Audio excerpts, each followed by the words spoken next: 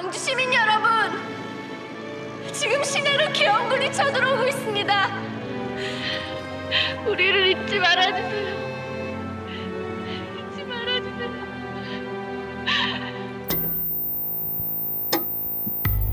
41 years ago, May of 1980. The citizens of Gwangju staged a 10-day mass protest against the South Korean military government and called for its retraction of the martial law. The protest that began on May 18th will be subsequently dubbed the Gwangju Democratization Movement. This great but painful history continues to be brought onto the screens to mark and honor what had happened to those days in Gwangju. Citizens turned freedom fighters, the witness, and the inflictor. The story of Gwangju and its films. Today we'll visit Gwangju in May of 1980 through films based on 3 different point of views.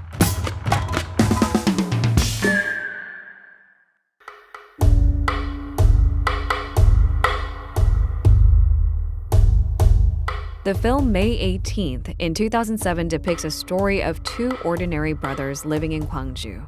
They had no choice but to fight for democracy in the 80s.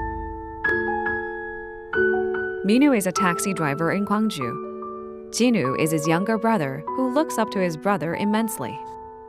It was like any other spring day in May when Minu was in his cab and Jinu was at school with his friends.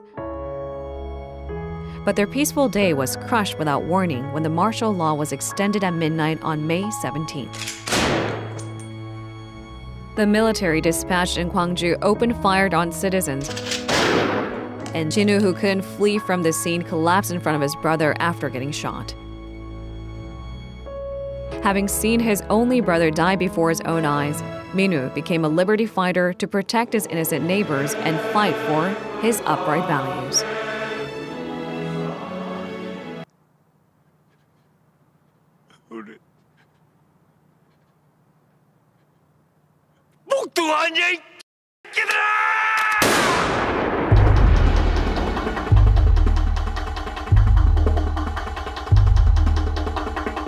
Witnesses that revealed to the world the truth about Gwangju.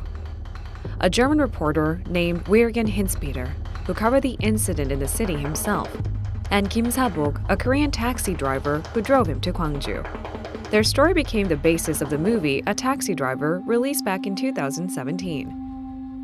The movie starts on a day in Seoul in May of 1980. 예, 광주 갔다가 통금 전에 서울로 다시 오면 10만 원 주신다고.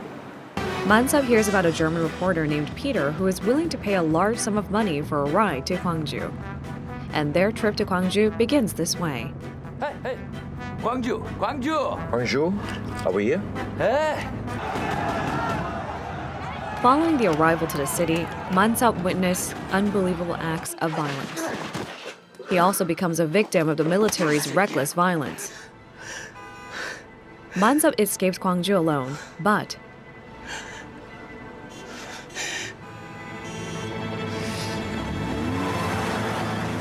he reverses a course and heads back to Gwangju. And he witnesses the death of Tae-sik, who used to translate for Peter. 공수놈들이 끌고 가다가 순간에 눈을 감을게 그냥 논두렁에 버리고 갔다고 하나요? Tae-sik leaves his one last wish. Can you hear me? I can't hold this story just much longer.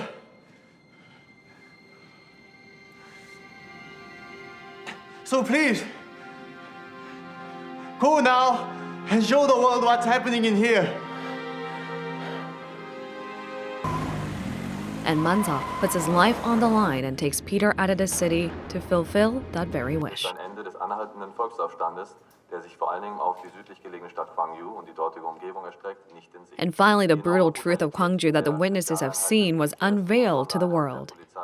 It later became a valuable asset that later testifies the objective recollection of May 18th Gwangju movement.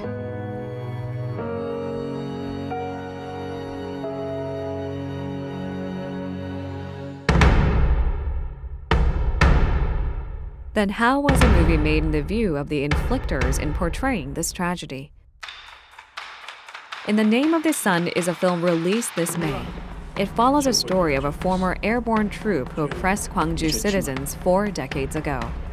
An apparent perpetrator, but also a victim of the era, a soldier simply following orders.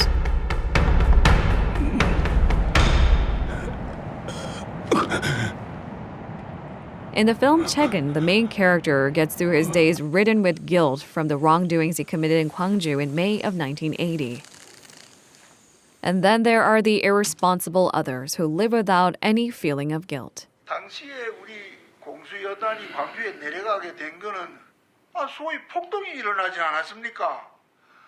그래가 Chaegun takes his revenge by locating the person responsible for the tragic incident in Gwangju and making him live a life of shame. 그리고 아직까지도 반성하지 않는 저 책임자들에게 제가 대신 벌을 내리고자 합니다.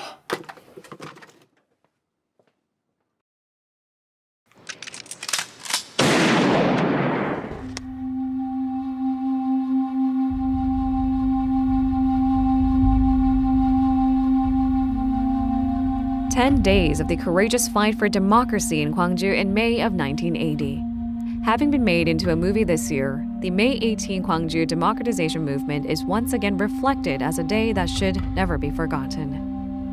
And the 10-day history comes as a huge source of courage to those who are bleeding for democracy to this day.